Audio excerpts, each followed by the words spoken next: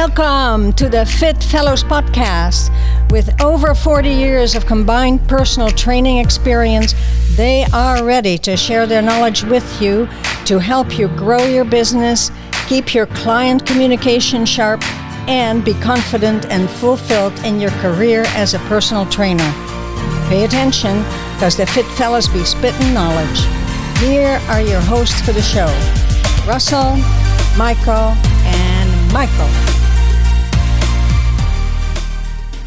All right, welcome back to another episode of the Fit Fellows podcast. Fit Fellows. Yes, sir.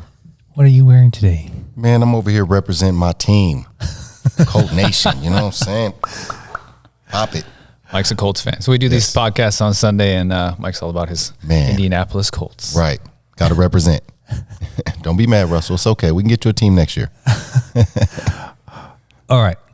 What are we going to talk about today? What's up, Doc? What are we going to talk about today? We're going to talk about life. No, I'm just playing. That's a deep subject, Mike. I don't think we can cover that in this podcast. Just life, that's it? Yeah, you know. Why not? Switch it up a little bit. Okay. All right. Today's episode, we're going to go over what to do when your client doesn't want to warm up. Warming up. Because I guarantee you're going to encounter this. And if you don't figure out how to stop it or what you're going to do, you're going to have some problems. But before that, we're going to go into gym stories. The epics. The epic stories. So Yes. I got one today. I definitely got one today. You ready for this? Oh, I'm ready. All right. And warming us up. Haven't told us about it yet. Let's go. No, I shared with you right before this, remember? Oh, yeah. Okay. Gotcha. Okay. So I had a client. She started with me when she was in 9th grade. So freshman, through high school. It was fun. She's fun. But she loved to just push my buttons sometimes, So One of those clients, yeah. Oh, yeah. Button pushers. Yep. Sometimes you're going to come in and you're not going to be in a good mood, or you're not going to be in the best mood, right? And then sometimes that client's also not going to be in a good mood. And when you get that, Collision. Man. So after 4 years with this client, okay, I don't remember what happened that day, but I was not in a good mood. And she comes in and she's just pushing the buttons, right? It must have been like 5 or 10 minutes in the session. And I was like, you know what? You do what the F you want. Right. Oh, Wow. Oh. And I said it just like that because I was just mad. And she looked at me and she's like, she put her hands in the air. She's like, finally. Mr. Emotionless had an emotion. I was like, I looked at her and I started laughing. I was like, okay, I guess I feel better now. But she really meant it. She really meant it. Of course. Especially since you don't cuss and you busted her out. Yeah. She was happy. She was happy. I'm sure she was. Okay. That kind of makes me a little happy now. Shut up. Okay, so Oh, man. back to the topic. Back All right. to the topic at hand. So sort of on this journey of, deciding if you want to come into this profession and where you should start. In the How do big you box do gym. this thing? Yeah. So now we're on to, the detailed stuff. And today's episode is, what do you do when your client doesn't want to warm up? And that seems not like a big deal, but for me, I'll just start off how I describe this, right? So for me, it was important to warm up, and you're going to develop your own, sense of what that is. And as a young trainer, I was really, and I still am, I'm cautious of my clients getting hurt. So I'm like, okay, you got to warm up. Typically what that looked like was I would show them some cardio. We're talking about in a big box gym, right? Right. So LA Fitness, 24, wherever you decide to work. Show them some cardio and say, arrive 15, 20 minutes before your session and go ahead and warm up. Right. No way. We're waiting for the pin to drop on this one. Right. You are going to be lucky if you get, I would say 20% of your clients doing that. Yep. Yes. Right? Okay. Well, most of them aren't going to show up early for one. Right. They're going to show up 5 minutes late. The majority of them. Exactly. Right. Advise them to warm up, and then they come in either late or right on time, and you hear all the excuses, right? Bruh. I ran from my car. Get your ass out here now. Or, I'm warm enough, right? Yeah. Or, let's just get to it. Right. And they're going to test you right then. They're going to test you. And if you can imagine, so if you're not training already, if you can imagine having that conversation 8, 10 times, 12 times a day, Yep. 5 days a week, 6 days a week, that is tough. Yep. How do you counter that? The way I counter it is, for me, it's important, yes, to be safe and to make sure you don't get injured, but also to decompress from the day. You know, when you think about it, they're coming in with a whole bunch of nonsense or a whole bunch of just negative energy, you know? So, you know, they would ask you like, why is the warm up even important? I would let them know that, hey, it's important because we need to, for one, make sure you're safe. Yeah. Make sure that you decompress from the day. And it's also a time for us to just start to interact with each other, you know, set the tone for the workout. Anytime I hear that excuse, I just say, this is how it is. This is what we got to do. And, you know, you don't like it, I'm sorry. Or I'll just work it in some other way, you know, kind of roll with the punches a little bit and maybe create an interesting kind of warm up. Okay, run up and down the stairs a couple of times and I'll be there, you know, make them look dumb or something. And then Make them look dumb. and then they'll be sure to warm up on the next one. Maybe not the best thing to do, but hey. Certain clients will take that. Right, for sure. How do you handle it, Mike? Yeah, I think one of the things I've run into is dealing with people that like they just don't understand like why the warm up. Why? You know, like they're thinking I come to the gym and I just start working out. And so I think a lot of it is the education background, is educating them. Okay, well, this is how your body works. This is why a warm up is important. It's not just because you can walk into the gym and then start exercising. Your body doesn't work that way. So I always give an analogy. Analogy may be dumb, but it always works for me. So here's what I give people. I say, okay, well, think of your body like a piece of gum. Yeah. You take a piece of gum out of the gum box and you pull on it. What's it going to do? It's going to snap. Right. You take that piece of gum out, you put it in your mouth, you chew on it. You take it out of your mouth, you pull on it. What's it do? It stretches. It's moldable. And I was telling myself, maybe a stupid analogy, but that's the way your body works. Your ligaments, your tendons, your muscles, all that stuff works that way. And so, and you even want to warm up the appropriate body parts for the exercise routine that you're going to do, or the program that you're going to have them do. So trying to educate them on how the body works, and then how a warm-up actually benefits them getting more gains out of the program they're going to then step into, right, I think has helped me then like convince them, oh, okay, now I see there's some value in this. This is how it works. This is why we're doing this. There is actually a specific reason. And then kind of like Mike said, it also it helps you get like kind of just on the same page with them. You can become, you know, a little bit more cohesive in working together with that person when you start out right. Right. Exactly. Bingo. Yep. Mike's like, I'm going to use that tomorrow. I was going to say that about you, actually. Russell just going to steal Michael's tactics now. Look at this gum. No, I love it. Yeah, I love it. That's good. Yeah. It's really good. The analogy really works. I never use an analogy and I never embarrass them. Russell just tells them what to do. No, right. No, but you know, straight-faced. The reason I wanted to talk about this was because I was encountering this like a lot. And I was like, you know, I don't want to convince them, because if you don't educate them or if you don't really change their attitude about it, they're still going to fight you every single time. Yep. Right. Change their mindset. Yeah. Right. So my approach was exactly this. I said, develop something I can say that I'm only going to have to say it once. That was my mindset. Right. Right. And so I was like, but you have to be confident that with yourself, and that if you lose them, right. That's what I was like, okay. Yeah, so it was such a problem for me. I was like, I'm just going to say this. The very first time that they objected, I said, you know, it's very important that you warm up before your workout for your own, you know, safety. I'm never going to feel comfortable training you without you warming up. So if that's something that you're not going to do, perhaps you and I are not going to work out. Bruh. I just said it like that. I never had them ever object ever again. Wow. Straight out. Yeah. Good. I mean, hey, direct communication is usually much better anyway. But that was scary. That was scary because, you know, they're paying for it, right? Of course. And so you probably will run into somebody who does walk out on you when you're that direct. Yeah. That's okay. But I would say this, if you're listening to this and you're going to decide to do that, if you lose somebody because you stood firm, that person is more than likely going to test you on a lot of other things. Yeah. Right. Yeah. Right. And that's what I was coming to, is that you have to take control of the session. Yeah. You can't let your client control the session, because that's not what they're paying you for. That's right. You know, they're paying you for, you know, your expertise, your professionalism. And so you got to take control of the session. And the warm up portion is saying like, look, I have this. We're okay. We're going to get a good workout in. We're going to decompress from everything throughout the day, and we're going to get it done. So super important. I'm with you on that. It was such a problem. Sometimes I would try different things, right? They would like, oh, I'm warm already. And I would touch them. What? Like, no, you feel, you feel cold. Right. But okay, that's another subject though. Like, you know, that's funny. How warm is warm? Like, it probably takes me 20 minutes to feel really warm. Right? Like if I'm honest, right? Properly like, warmed up. Yeah. I shorten my own workout. I mean, my own warm ups. So I know they are, right? Yeah. You got to convince them that it's whatever it is beneficial for their body to decompress after the day. Yeah. But you've got to develop your own style, your own words, whatever is going to work for you. But if you don't, you're really going to encounter problems. For sure. So what would you guys do? I have an example of this. Like, if they're just really adamant about it, what do? Do you build it into the workout?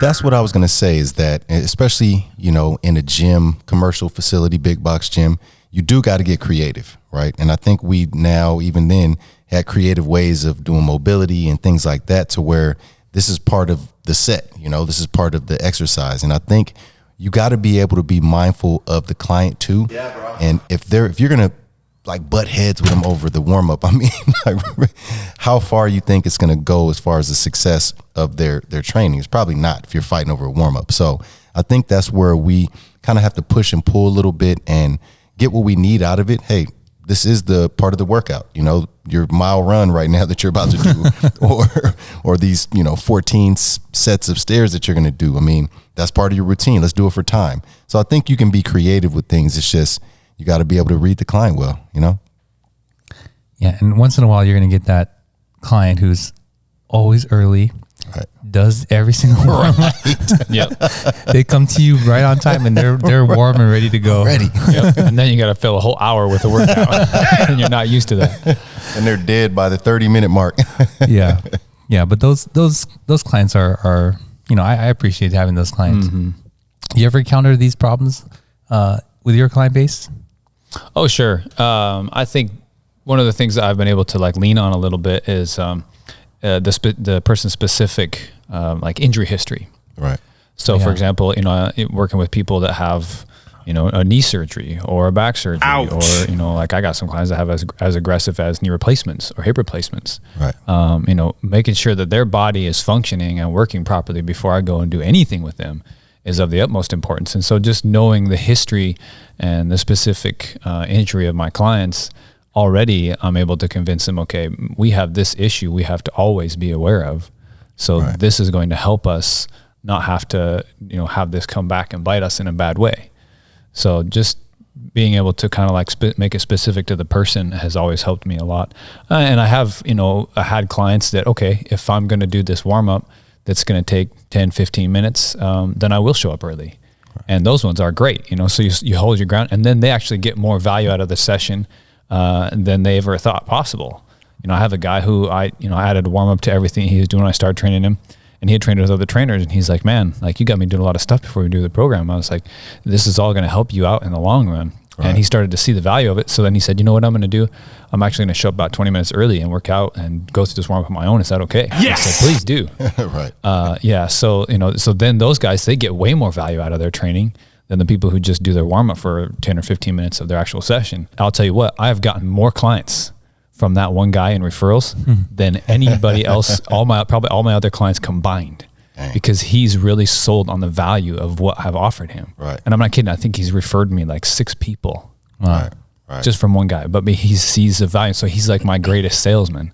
Maybe like in the short, for this session, all just because like I convinced him and showed him the value of warm up and he took it seriously. Now my business has boomed just because of like that one simple fact. Right. Right. Labeling seems like it might be important too. I mean, why do we need to label it as the warm up? Like maybe people hear that. Yeah, that's good. And they're just, warm up, I don't want to warm up, because really what does a warm up consist of? I mean, I think we probably all have different ways, but maybe it's just the labeling aspect. Just don't label it as warm up. They're giving you a hard time, coming in, I don't want to warm up. Well, we're not doing a warm up. This right. No, that's really good. Yeah, that's really good. It might make you a little bit better with them as far as, them listening, I would say. Is it the pre-warm up? Have you seen that? You know what I'm talking about? No. Terry Crews? No. This is the pre-warm up. It gets you ready for the warm up. You get you ready for the pre-workout. Right. Yeah. I haven't. Oh, that's like the CrossFit theme. Like their warm up is our workout. Right. Right. Well, to go back to something that you spoke on last time, your professionalism in everything that you do is going to be looked at by your clients, and it's how they're going to describe you to anyone that they're going to refer. That's good. Right. And so sometimes you may get a client who has come from another trainer and their professionalism wasn't there, or they let them slide with the warm up. And if you are firm in what you believe, they're going to look at you and be like, okay, this guy has something different, He's right? invested in this. Right. Yeah. That's good. Or even if they leave you and then they go to someone else and this person just doesn't take it seriously or whatever, you're going to be contrasted with that. Right. And they're going to come back and be like, Yeah. that other guy, Little buster. Right. right? So That's anyway, good. That's good, Russ. yeah. Anything else on the warm-ups? Nothing. You don't even warm up, huh? I don't even see Man, you I sweat. warm up all the time. I think sometimes Mike warms up for half an hour. I do, actually. You might be right. Out of here. Half an hour warm up, 10-minute workout. Yeah, I think so- the more that I've gotten into like complicated programming, the more I have valued the warm up as well. Right. For my clients and for myself. Right. Like the more I have added to my toolbox, the more that I'm having people do, or the more complicated or kind of dynamic the training has become, the more important the workout, even for myself. And so like I'm really keyed in. Oh, here's a good analogy too. I used this with my brother-in-law the other day. He was asking me about the warm up. It's funny And- that came up, huh? Right, that was good. And I was like, here's the situation, Dan. And he's a photographer, right? He's a professional cinematographer. And so I knew the analogy that would work for him. I said, Dan, when I do my warm up in the gym, it's me putting on manual mode. Right? Versus you're a cinematographer, like you don't put your camera on auto and go and shoot a movie. Like everything is manual. You are in control of everything. Right. You're checking in with everything all the time when you're filming, right? So same thing, when I go through my warm-up is me checking in with everything in my body. Like I'm putting myself in manual mode. I'm not on automatic. Because you go on automatic, that's when you get hurt. That's when you get injured. You're ignoring things, not paying attention. So same thing with my clients. I'm able to communicate, look, we don't want to just have you come in here and just start working and forget about things. Like as you're walking on the treadmill or as you're going through some dynamic stretches or movements, I want you giving me feedback like, oh, my hip is a little tight today, or I'm feeling a little funny in my shoulder. Like I need that input. I need this so I can be on manual mode with you and we can work through this in a wise way. And I can actually maybe help pull some of these things out of you that are showing up this morning that you didn't know. Maybe you slept funny on your shoulder, or your hips, were kinked a little bit when you're sleeping. So checking in with the clients being in manual mode is going to just bring everything up to a whole nother level. Right. Training for yourself and for your clients. Right. I agree. You got to set the tone, got to set the tone early. You guys see most of my clients, they do their mobility on the floor.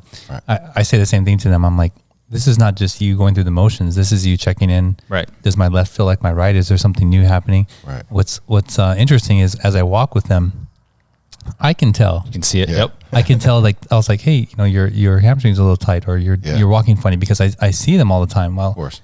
we're supposed to be great observers, right? Like on the small details. So even if I'm not looking at them, like I know how they walk, right, and how they're supposed to move. And I'm like, something's different today. Yeah. So yeah, that's a great example, right? To check in and not just be on autopilot. Definitely. All right, you guys ready? Yeah. We're ready. I'm ready. Surprise. Ready. You don't even know what this is. Man, I know what it is. I know All right, everything. our gym gadgets for today. Everybody uses this, but I don't think they all use it for what it's for. I would agree. And bam. Whoa. Eric's pad. The Right. blue RX pad. Right. Is this the legit or a knockoff? This is a knockoff. Oh, for sure. Oh, it is definitely a knockoff. Oh, really? How do you know? Because the RX pad's like $50. Right. And I think it says it on there. Oh, does it? And I feel like they're bigger. Oh yeah. Yeah, they're different than this. Yeah, this is a Okay. knockoff. Yeah. So, RX pads though. yes. Super handy tool. Yes. What do you use it for? Balance. And Everybody in the gym uses this for knee pad, So my knee's been doing awesome. Yeah. right? Yep. that too. Okay, so what is this for? What is this supposed to be used for? Balance. Balance, right? So this part of the show is really like for us to give our input on whether or not this is worth it, right? Right. So I don't think I've ever seen this in a 24 or LA Fitness. I have. Yeah. Yes. You have? Actually quite a bit. Yeah. It's kind of gross though, right? Because It is. It looks Everybody's gross right now. using it. yeah. And the blue becomes like gray because sweat and spit and This blood was light probably ends blue up on there too. before. All right. If you're a trainer in a big box gym, would you recommend getting one of these? That's a tough question. Yes. Yes. And I will say yes because the game of training has evolved. That's right. And so these things become a lot more prevalent now and people use it a lot more. So I would say, yes, you have a lot of deconditioned people coming into gyms needing help with balance. And then you have some athletes that can benefit from this. So I would say it's a handy tool. And again, $50, I mean, can't beat that. Yeah, for the name brand one, you get a nice one for like $25. Right. And you get different colors. I like the colors. Just keep it with you, keep it with you, keep some sanitizer. Especially now. Yep. And you'll be okay. You know what else is cool for your clients? They love to be special. Exactly. Yeah, right. You cater to them. So if you pull out something that no one else has, right? See, and you be trying to get on me about the stuff I be bringing in the gym. Like what? Like the little hand thing that like, poop, poop, oh, poop. Yeah, exactly. Oh, we're going to talk about that. Mike's toys. Mike's got lots of toys. A lot of gadgets. I would recommend it because there's a lot of uses for it. Like you said, the balance thing, having them go on one knee for an exercise, 2 knees or whatever. Right. Planks. Yeah. Right. Yeah. So I think this is a great investment. Anything that you can, easily get to implement with your clients, and you don't need a whole lot of training to use that. So you don't need a certification for an Eric's pad. I'm just saying. The thing I think that we're getting across too in a couple of these product reviews is that when you're working at a big box gym and you got access to all their stuff, what's going to separate you apart from other trainers in the gym? And what's going to separate you is the fact that you've invested in your own business. Right. And so you have the pad, you have the squat panel pad, you have like maybe the ab roller or something. So if some other trainer's using it, you got your own, you got your little bag of goodies, and people see, oh, you've invested in your business. This guy takes it a little bit seriously, or he's a little more invested in giving back to me. Right. And so just these little things, like in the end, when you pick out your products, maybe $200, Yep. At most $300 is going to come back to your investment in your business big time. Easy. Oh yeah, easy. Yeah, 100%. people are going to see that, and they're going to want to train with you. Your clients are going to stay with you. It's just good investment. Right. Sure. Definitely got to make them unique. And again, you don't need a certification for this. So you add on things to your toolbox, and boom, here you go. Yeah. And I would say I don't think I can tell the difference, right, in this generic brand versus like the. Oh, of course. No. Yeah. So if you want to go with this generic brand, go ahead and do that. Save a couple bucks. Yeah. Yep. Yeah. All right. Hey, thanks for tuning in again and listening to another episode. Remember, if you want to submit your stories, your gym stories, send it to us. Shoot us a line. Yep. Hit us up with your gym stories. Also send topic ideas that you'd like us to cover. Something that you're curious about. Let us know, and we'd love to see what we can shoot at you for that stuff. Yep. Feedback. Thank you. Boom, boom, boom, boom.